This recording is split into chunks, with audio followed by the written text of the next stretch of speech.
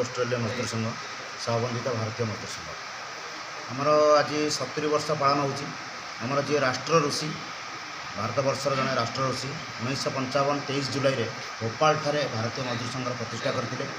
आज 2010 ठारू क्रमागत भाव भारत वर्षर सर्वबृहत श्रमिक संगठन रूपे यह परिणत होती। बाल गंगाधर तिलकर जन्म जयंती में यह संगठन आरंभ होता।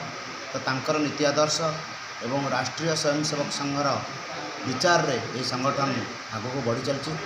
रेलवे कथा कहि आम रेलवे दुईटी संगठन आगे कम कर गोटे कांग्रेस और कम्युनिस्ट विचारधारा जो दुईटी संगठन कम कर आज भी श्रमिक मानकर जो मांग अच्छी मिनिमम दाबी अच्छी पूरण कर विफल होती।